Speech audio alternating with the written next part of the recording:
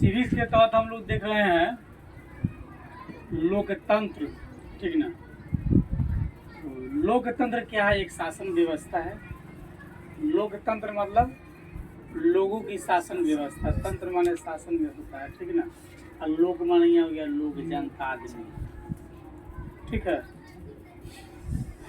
आदमी समझते हैं। हाँ। अगर आदमी वाला गुण अगर आपके अंदर नहीं होगा तो आपको ले जा करके, जैसे जानवर को पिंजरा में रखा जाता है ना, उस तरह आपको भी ले जा करके रख दिया जाएगा। इसलिए समझ लीजिए लोकतंत्र है, लोगों का शासन है, यानी आदमियों का शासन है ना। ठीक है। पहला क्वेश्चन आपका, संघ राज का अर्थ क्या है? संघ माने होता है मिली जुली। संघ का मतलब मिली जुली, ठीक है। मिली जुली सरकार को संघ कहा जाता है, जिसमें छोटे और बड़े सभी मिल करके काम करते हो, वही संघ होता है, ठीक है। सामान्य भाषा में जिसमें छोटे और बड़े सभी मिल करके कार्यक्रम करते हो, वह संघ कहलाता है। संघ राज का अर्थ बतलाना है हमको। पहला क्वेश्चन है, संघ राज का अर्थ बताएं। संघ राज का अर्थ जो है, एक ऐसी शासन व्यवस्था होता है जिसमें किसी देश की कुछ इकाई, मतलब कुछ इकाई का मतलब है, जैसे मान लीजिए हम लोग भारत में रहते हैं, तो भारत में कई सारी छोटी छोटी इकाइयाँ हैं, ठीक है। जैसे मान लीजिए बिहार है, झारखंड है, उत्तर प्रदेश है, मध्य प्रदेश है, राजस्थान है, ठीक है, छत्तीसगढ़, गोवा, मणिपुर, मिजोरम, ठीक। केंद्र शासित प्रदेश भी इसके साथ में आता है, ठीक है। केंद्र शासित प्रदेश आपके राज्य में काउंटिंग नहीं होता है, वो अलग होता है। ऐसे भारत में राज्य 28। तो ऐसी शासन व्यवस्था जिसमें किसी देश की कुछ इकाई और केंद्रीय शक्ति मिल करके सत्ता की साझेदारी करती है, ठीक है। सत्ता मतलब जिसकी सरकार है, सत्तामान है, ठीक है। तो ऐसी शासन व्यवस्था जिसमें किसी देश की या प्रांत की कुछ इकाइयां और केंद्रीय शक्ति मिलकर सत्ता की साझेदारी करती है, और जिसमें शासन केंद्रीय सत्ता के हाथ में होता है, सबका मालिक केंद्र सरकार होता है, ठीक है। और राज्य की शासन व्यवस्था राज्य के अलग अलग लोगों के हाथ में होता है, ठीक है। लेकिन पूरी देश की शासन व्यवस्था जो है किसके हाथ में है? केंद्रीय सत्ता के हाथ में है। जो केंद्र सरकार है उस सब का मालिक है, ठीक है। लेकिन कहता है राज्य की शासन व्यवस्था जो है राज्य के अलग अलग लोगों के हाथ में होती है। इस राज्य का जिला है तो जिला की शासन व्यवस्था डिस्ट्रिक्ट मजिस्ट्रेट के पास में, कलेक्टर साहब के पास में होती है। प्रखंड की शासन व्यवस्था ब्लॉक डिपार्टमेंट ऑफिसर्स का होता है, ठीक है। उसी तरह पंचायत की शासन व्यवस्था पंचायती राज का नियम के तहत आपके मुखिया, पंचायत समिति इत्यादि के हाथ में होता है। निचले स्तर पर चल दिए वार्ड का शासन व्यवस्था वार्ड मेंबर्स के हाथ में, ठीक है। यानी ये सभी मिला करके क्या है? एक संघीय शासन व्यवस्था है। सभी का दायित्व है संविधान का पालन करना। क्या आम नागरिक हो या देश के सत्ता पर विराजमान व्यक्ति हो, सभी का दायित्व देश की संविधान को सुरक्षित रूप से उसी के नियम के आधार पर जो है चलना, उसी का पालन करना है, ठीक है। तो मूल रूप से संघीय शासन में आपका ये हो गया कि जिसमें छोटी इकाई से लेकर और बड़ी इकाई मिल करके जो शासन व्यवस्था करती है, संघीय शासन व्यवस्था हो गया। जिसमें पूरे देश की शासन व्यवस्था का मालिक शासक केंद्र सरकार है, और प्रत्येक प्रांत का अलग अलग अधिकारी जो है मालिक है। सबका देख रेख करने के लिए अलग अलग क्षेत्र के लोग हैं, अलग अलग नेता है, अलग अलग ऑफिसर्स है। नहीं, ये क्या है? संघीय शासन व्यवस्था है, ठीक है ना। जैसे एक परिवार होता है, ठीक है। जैसे क्या होता है, एक परिवार में दादाजी भी है, पिताजी भी है, मम्मी जी भी है, नहीं, बउआ सब भी है, आप लोग भी है, नहीं, लेकिन मालिक कौन है परिवार का? दादाजी। लेकिन परिवार का जो कार्यक्रम होता है केवल दादाजी करते हैं? सभी लोग करते हैं। सभी लोग करते हैं कि नहीं करते? बाजार जाना है, बउआ जी जाएगा। खाना बनाना है, बबुनी बनाएगी ना। आज छोटकी के तबीयत खराब है, आज बबुनी के बना लेने के बाद बनाएगा कि नहीं बनाएगा? सभी की जिम्मेदारी है। तो केंद्रीय सतह पर विराजमान व्यक्ति अगर किसी को कुछ कहता है, उस सबको मानना पड़ेगा। दूसरी बात, निचले स्तर के जो लोग हैं वो लोग भी अपना सुझाव देगा या देंगे, उनकी बात भी अगर सही होगी तो मानी जाएगी। लेकिन सर्वशक्तिमान केंद्रीय सत्ता होती है। जिस तरह आपके परिवार में दादाजी है, दादाजी जो बोलेंगे वही होगा। दादा नहीं है तो दादी जी है, तो दादी जी बोलेगी वो होगा, तब पिताजी, तब आप लोग हैं। ऐसा नहीं आप लोग नहीं है, आप लोग भी परिवार के सदस्य हैं। आपकी भी मांगे पूरी की जाएगी, बशर्ते मांगे आपका उचित होनी चाहिए, यानी संस्कृति के अनुसार से होना चाहिए। और देश में हम अपनी मांगे रख सकते हैं, लेकिन हमारी मांगे संवैधानिक तरीका से होना चाहिए तो पूरी की जा सकती है। मांगे उचित होनी चाहिए, नहीं तब हो सकता है, नहीं। तो संघीय राज का अर्थ क्या है? ऐसी शासन व्यवस्था जिसमें किसी देश प्रांत की कुछ इकाइयां और केंद्रीय सरकार जो है शक्ति मिल करके सत्ता की साझेदारी करता है, मिलजुल करके सत्ता चलाता है, जिसमें शासन केंद्रीय सत्ता के हाथ में होती है और राज्य की शासन व्यवस्था राज्य के अलग अलग लोगों के हाथ में होता है। राज्य के अलग अलग लोग हैं आपके जिला परिषद, मुख्यमंत्री के नीचे उप मुख्यमंत्री है, एमएलए के नीचे एमएलसी है, जिला परिषद है, प्रखंड में प्रमुख है, समिति है, मुखिया है। ये सब क्या है? शासन व्यवस्था का अलग अलग जो है लोग है। ये अलग अलग लोगों के हाथ में शासन व्यवस्था होता है और सभी मिल करके जो है केंद्रीय सत्ता के साथ जो है कदम से कदम मिला करके चलता है। ये है आपके संघीय शासन व्यवस्था। संघ समझे क्या है? संघीय शासन व्यवस्था, ठीक है, जो आप देख रहे हैं। दूसरा क्वेश्चन है आपका, संघीय शासन की दो विशेषता बताइए, दो उचित विशेषता बताइए। संघीय शासन की दो उचित व्यवस्था निम्न प्रकार है। पहला, दो स्तरीय सरकार, दूसरा है शक्ति का वितरण।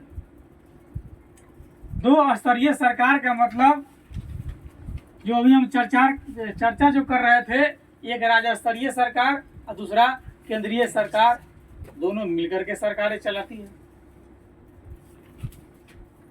नहीं, आम जनता मुख्यमंत्री को भी चुनता है, मुखिया को भी चुनता है, जिला परिषद को भी चुनता है, सांसद को भी चुनता है। उन्हीं सांसदों में से एक प्रधानमंत्री बनते हैं। चुनता कौन है भाई? मत कौन देता है? आम जनता। आप लोग आम जनता है ना, कि आम जानता है?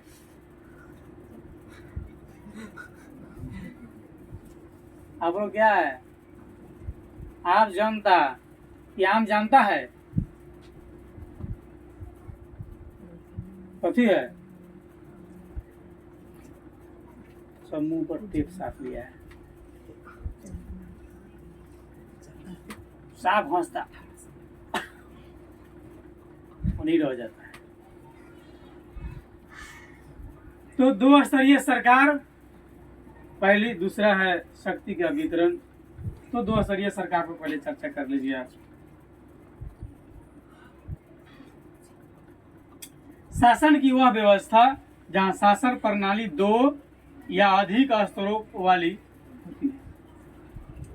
तो हमने देखा, एक तो केंद्रीय शक्ति, केंद्र सरकार, दूसरी राज्य सरकार, दोनों मिलाकर के सरकारें चलती है। एक तो हो नहीं सकता। स्टेट लेवल पर स्टेट गवर्नमेंट, सेंट्रल लेवल पर सेंट्रल गवर्नमेंट, लेकिन दोनों की सहमति से देश चलता है, दोनों मिलजुल करके चलाते हैं। भले पार्टी अलग हो, बहुदलीय सरकार हो, वो अलग चीज है, लेकिन दो स्तरीय सरकार होती है हमारे यहाँ। शासन की व्यवस्था जो है हमारे यहाँ दो या दो से अधिक स्तर पर होती है। दूसरी बात है शक्ति का वितरण। संघीय शासन का दूसरा जो विशेषता है शक्ति का वितरण। अलग अलग स्तर की सरकारें एक ही नागरिक समूह पर जो है शासन करती है। केंद्र सरकार किस पर शासन करती है?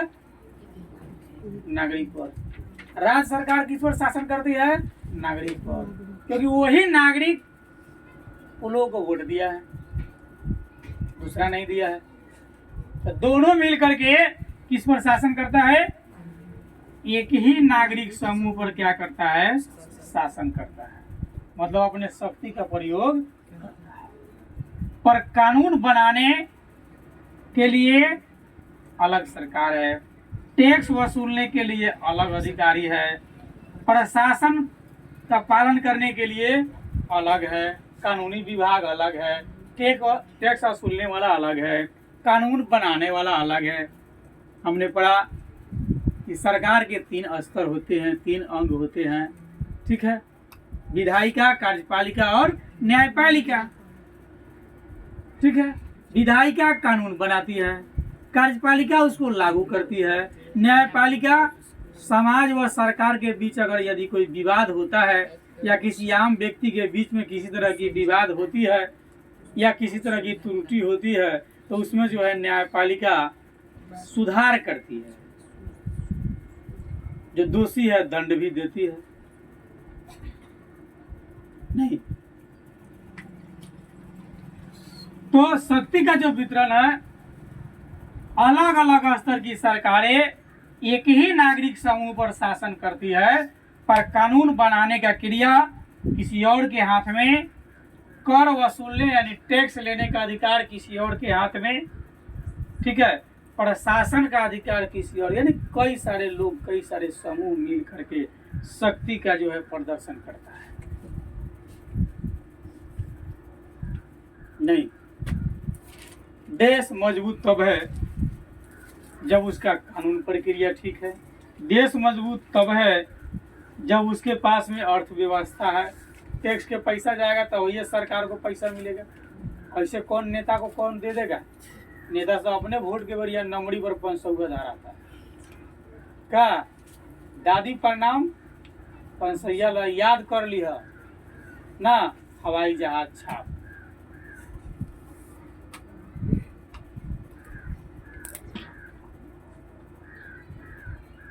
कुछ दिन के बाद दादी भोर फरा जाएगा, कौन से पूछेगा वो कौन छाप कहले रहे,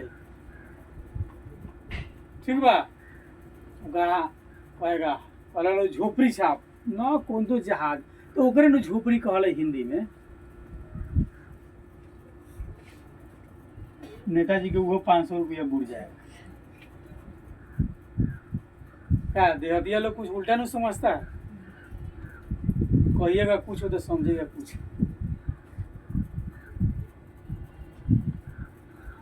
तो सरकार तब ठीक है जब कानून व्यवस्था ठीक है, टैक्स मिलता है और देश की जो है प्रशासनिक व्यवस्था ठीक ठाक से है तो सरकारें ठीक है। अगर ये सब ठीक नहीं है तो सरकारें ठीक। यह शक्ति का प्रदर्शन हो गया। तीसरा है सत्ता की साझेदारी से आप क्या समझते हैं?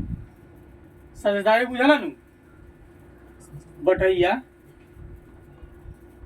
तोरे हिस्सा रही हमरो रही का बटैया मतलब दौलत केकरो अधिकार के करो ओकरा के बटैया कहल जाला।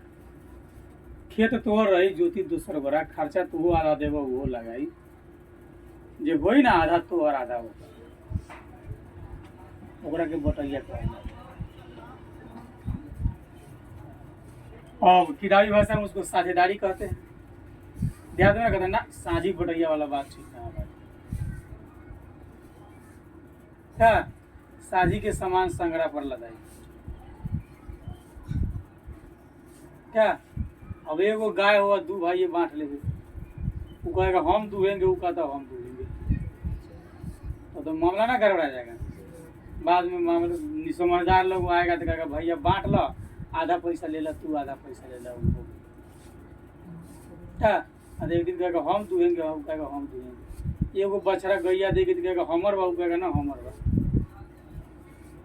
ये साझी के समान संग्रह पर लगा। लेकिन कानून व्यवस्था में ऐसी बात नहीं है। कानून में जब साझी ना होगा तो कानून चलवे नहीं। कानून में साझेदारी जरूरी है बिना साझेदारी के कानून नहीं चलेगा। ठीक।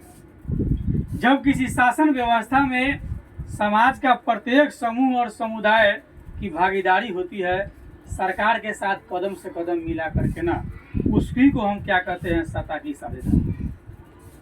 ठीक है।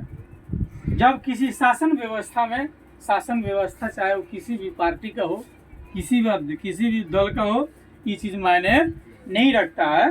ठीक ना। इसलिए कहता है कि जब किसी शासन व्यवस्था में समाज का प्रत्येक समूह और समुदाय की भागीदारी सरकार के साथ होती है उसे हम सत्ता की साझेदारी कहते हैं। जैसे बहुत सारी चीज़ में हम देखें सरकार के सहयोग नॉन गवर्नमेंट इंस्टीट्यूट करती है जिसको गैर सरकारी संस्था कहते हैं। सरकार का भी मकसद आम पब्लिक तक लाभ पहुंचाना और गैर सरकारी भी उसके साथ हाथ मिला करके और पब्लिक तक लाभ पहुंचाती है। तो जब शासन व्यवस्था में समाज का प्रत्येक समूह वर्ग ठीक है अगर सरकार के साथ मिलकर के भाग लेता है तो जिसको हम क्या कहते हैं सत्ता की साझेदारी क्या कहते हैं। पूछेगा सत्ता की साझेदारी किसे कहते थे क्या कहिएगा एक ही सांस में बोल जाइए।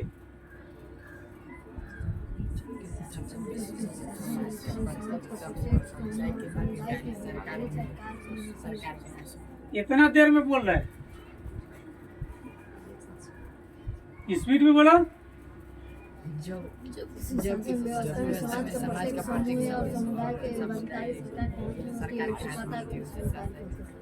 ठीक है। किसी भी शासन व्यवस्था में ठीक ना जब समाज का प्रत्येक समूह वर्ग सरकार के साथ कदम से कदम मिला करके कार्य करता है तो होता है सत्ता की साझेदारी। ठीक है। लोकतंत्र में नागरिकों का सत्ता के साथ साझेदारी अनिवार्य है ताकि सत्ता किसी एक पक्ष के तरफ तो कार्य नहीं कर रहा है। साझेदार रहेंगे तब तो समझ में आएगा।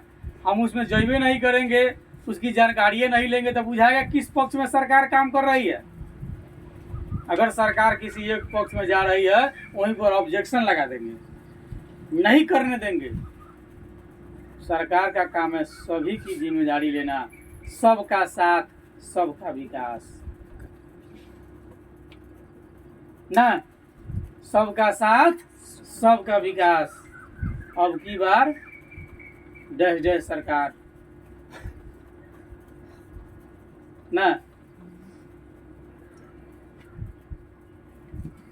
अगला क्वेश्चन हम लोगों का सत्ता की साझेदारी लोकतंत्र में क्या महत्व रखती है। अगर सत्ता की साझेदारी किया जाता है लोग अगर करता है तो लोकतंत्र में वो महत्वपूर्ण है कि नहीं है।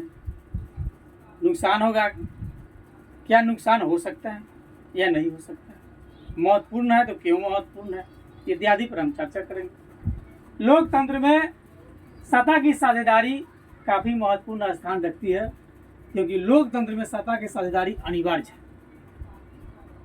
लोकतंत्र में सत्ता की साझेदारी क्या है अनिवार्य है। ठीक है। इस तरह के शासन व्यवस्था में कोई किसी को दबा कर नहीं रख सकती है, कोई किसी को दबा करके नहीं रख सकता है, और ना ही सत्ता किसी एक समूह के पास में रह सकती है। तो एक समूह कहेगी हमारी सरकार है, ऐसी बात नहीं है भाई। सरकार सभी की, सरकार किसका है? सभी का। वोट दिया उसका भी, जो वोट नहीं दिया उसका भी, ठीक है। सबका सरकार है।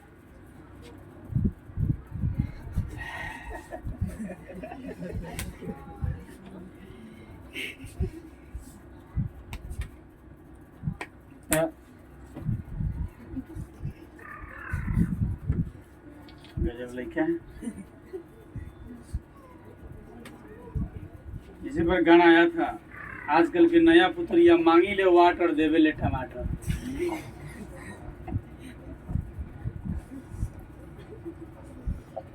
सुने तो ये सुनी हुई,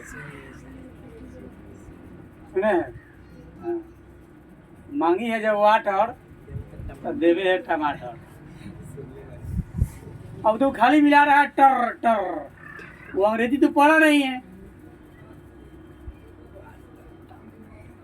मांगी वाटर लेके जा टमाटर।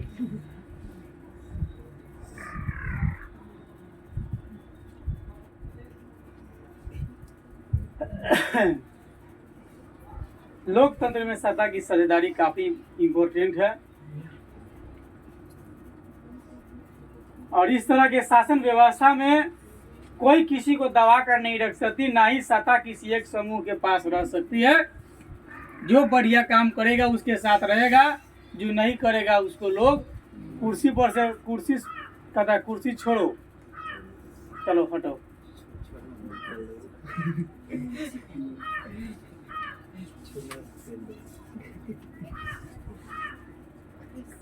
लोकतांत्रिक शासन व्यवस्था ऐसी शासन व्यवस्था है जिसमें ताकत सभी के हाथ में होती है। लोकतांत्रिक शासन व्यवस्था में जो है ताकत किसी एक व्यक्ति के पास में नहीं होती है, इसमें ताकत सभी के हाथ में होती है। एक व्यक्ति के हाथ में नहीं, सभी के हाथ में जो है ताकत होता है। याद करो ना 1977 तो दूसरा कुछ समझ ले रहा।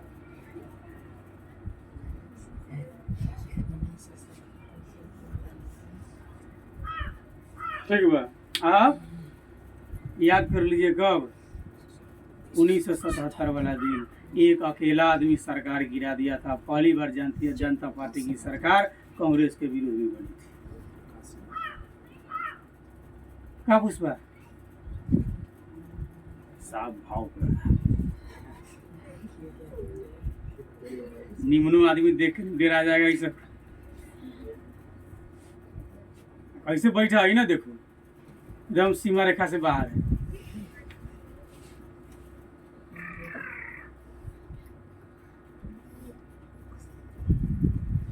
तो ताकत लोकतांत्रिक शासन व्यवस्था में ताकत सभी के हाथ में होती है। जैसे हम बताया कि एक अकेला आदमी सरकार गिरा करके और दूसरी पार्टी की सरकार बनवा दिया था। कौन? जेपी साहब, जयप्रकाश।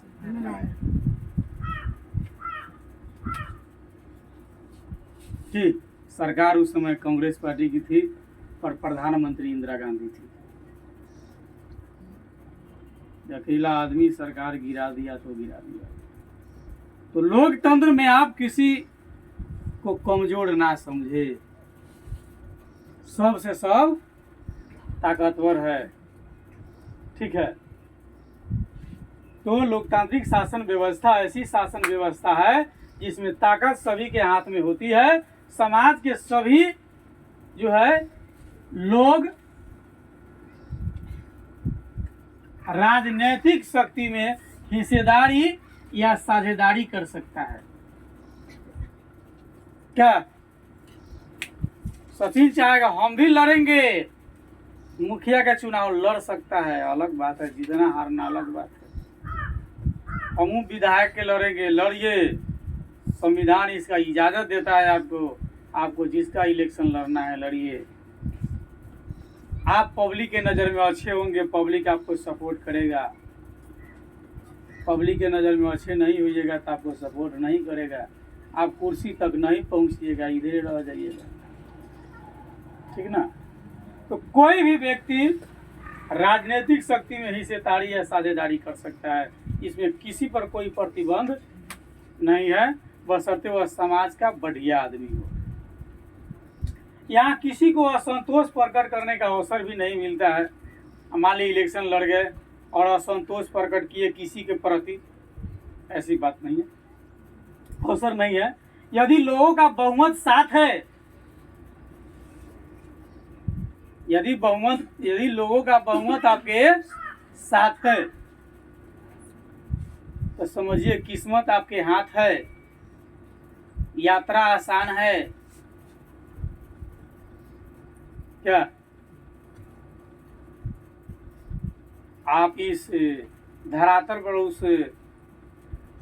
पात्र के लिए सही हिस्सेदार है। दुनिया स्टेज है, इस पर सभी लोग अपना अपना पात्र यानी रोल अदा कर रहा है। जैसे स्टेज पर ड्रामा होता है, उसमें देखते हैं कोई डाकू बनता है, कोई किसान बनता है, कोई विभिन्न प्रकार के लोग बनता है। उस तरह ये स्टेज है और वर्तमान समय में आप स्टूडेंट्स का रोल अदा कर रहे हैं, कोई शिक्षक का रोल अदा कर रहा है, कोई किसान का रोल अदा कर रहा है, कोई नेता का रोल अदा कर रहा है, क्या कोई मंत्री का रोल अदा कर रहा है, मंत्रा का। वो लगा होगा किससे झगड़ा लगाना है ना, किसमें विवाद फंसाना है, वो अपना काम में लगल होगा। सब अपन अपन रोल अदा कर रहा है। और जिस तरह ड्रामा के एंड में देखते हैं जो गलत करता है उसको सज़ा मिलती है, उसी तरह इस दुनिया में है। गलत कीजिएगा, यही दुनिया में अंतिम क्षण में आपको सज़ा मिलेगा, लोग उसको देखेगा और आपके गलती से लोग सीख ग्रहण करेगा, ठीक है। तत्कालीन गलती से जो सीख हम ग्रहण करते हैं उसी विषय को हम इतिहास कहते हैं। जो घटना पूर्व काल में घटी और उसके आधार पर हम देखते हैं, समझते हैं कि ऐसे नहीं करना चाहिए, वही इतिहास। तो इसमें किसी को असंतोष व्यक्त करने का अवसर नहीं है कि भैया हमारा के वोट ना मिलल है, ऐसी अवसर किसी को नहीं मिलता है। यदि लोगों ने आपको बहुमत दिया, लोगों ने आपको वोट दिया, तो स्पष्ट है कि जनता ने आपसे संतुष्ट है। जनता जो है आपसे क्या है, संतुष्ट है, इसलिए वोट या मत आपको दिया और आप उस कुर्सी तक पहुंच गए ना, और माला पहन करके आ गए, समझे। अब नेताजी के माला पर एक बात सुन लीजिए। आज तक रोज की ये घटना घटी नहीं थी, हम अपने स्तर से बता रहे हैं। जिस तरह विवाह होता है, वर पक्ष जब दुल्हन के गले में माला डाल देता है, उस दिन से दूल्हा के घर वाला के सभी सदस्य का सदस्य हो गया ना। किसी की वाइफ, किसी की भाभी ना, किसी की पतोह, किसी का या किसी की ससुर का, सास का, ननद के भौजाई हो गया। ठीक उसी तरह जब नेताजी जीत जाते हैं तो लोग जाके माला डाल देता है ना। और सब लोग कहता है कि नेताजी खाली तोहरे नहीं के हमरो बा हमरो, वो कहता है तोहरो नहीं के हमरो बा हमरो। नेताजी अब सब के हो गए। क्या अब नेताजी अकेला किसी आदमी का है भाई, ये गोरा के है, क्या हो गए, अब नेताजी सब के हो गए। ना, लोग वही बनेला इतना मार करता है। अरे अकेला एक आदमी को हो यार, सबके हो गए ना।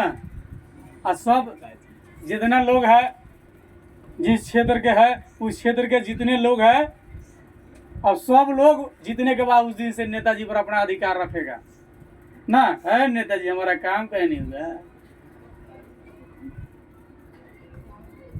ना, सब जाके ये नहीं कहेगा नेताजी हमारा काम काहे नहीं हुआ। नेताजी पूछे तब न व्हाट इज काम, क्या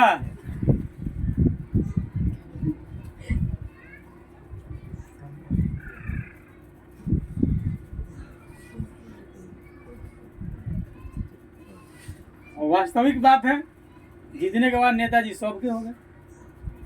क्या जैसे विधायक जी, केकर विधायक जी है, हमरो बा, तोहरो बा, सबके बा ना।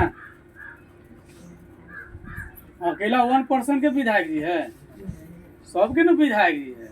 जिस दिन माला पहना दिया वही दिन सबके हो गया। जीतने के बाद माला नहीं पहनाया जाता है, तो पूछ जाइए काला माला पहनाता है लोग।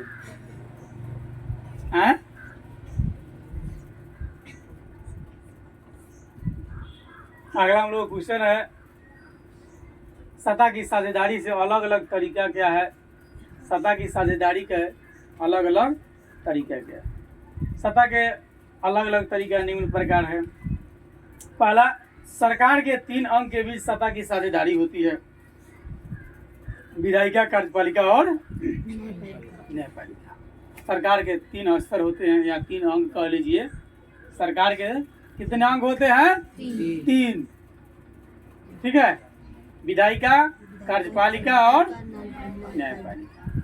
विधायिका का काम है कानून बनाना, कार्यपालिका का काम है लागू करना, न्यायपालिका का काम है किसी प्रकार की त्रुटि व सरकार व जनता के बीच के विवाद व जनता के बीच के विवाद इत्यादि को सुलझाना न्यायपालिका का काम है। क्या लोकतंत्र की सफलता के लिए शासन के 3 अंग के बीच सत्ता का बंटवारा होता है, ताकि कोई भी अंग अपना शक्ति का दुरुपयोग न करे, गलत तरीका से उसका उपयोग ना करे शक्ति का। इसलिए 3 रूप में बांटा जाता है कि कोई भी अगर गलती करता है तो एक गोना गलती करेगा तो 2 गोरा मिल करके उसको जो है दंड करेगा। अगला है, सरकार के विभिन्न स्तरों में सत्ता की साझेदारी। बड़ी स्तर से लेकर छोटी स्तर में सरकार के साथ साझेदारी जरूरी है, जो हम लोग पहले चर्चा किया है कि सत्ता की साझेदारी कितना जरूरी है। ठीक ना, देखो ना सत्ता की साझेदारी, तो सत्ता की साझेदारी हमारे लिए अनिवार्य है। अगला है, सामाजिक समूह में सत्ता की साझेदारी। सामाजिक समूह छोटा है या बड़ा है, वह भी सत्ता के साथ कदम से कदम मिला करके चलेगा। और सत्ता किसी तरह की यदि निर्णय लेती है तो समाज के सभी वर्गों से, सभी समूहों से मिल करके और उस निर्णय पर सलाह करेगी, और यदि वह निर्णय समाज के हित में है तो उसको लागू, मतलब विधायिका कानून बनाएगी, कार्यपालिका लागू करेगी। और अगर विधायिका कानून बना भी दिया, कार्यपालिका लागू भी कर दिया, और कानून यदि समाज का हित का नहीं है तो फिर उस पर विवाद हो गया, और विवाद कहाँ जाएगा? न्यायालय में। और न्यायालय उस पर उचित कार्रवाई करते हुए जो सही दिशा निर्देश होगा वह संवैधानिक दृष्टि से फैसला सुनाएगा। न्यायालय अपने दृष्टि से फैसला नहीं सुनाता है, वह संवैधानिक दृष्टि से संविधान के नियम को ध्यान में रखते हुए न्यायालय फैसला सुनाता है। न्यायालय न हमारे पक्ष में न आपके पक्ष में, यानी ठीक ना, वो दोनों पक्ष में से किसी के पक्ष में वह नहीं होता है। वह आंख बंद करके जो है फैसला सुनाता है। ठीक है, जो दोषी होगा उसको सजा, जो निर्दोष होगा उसको बड़ी इन न्यायालय का उचित कार्रवाई है। ठीक है।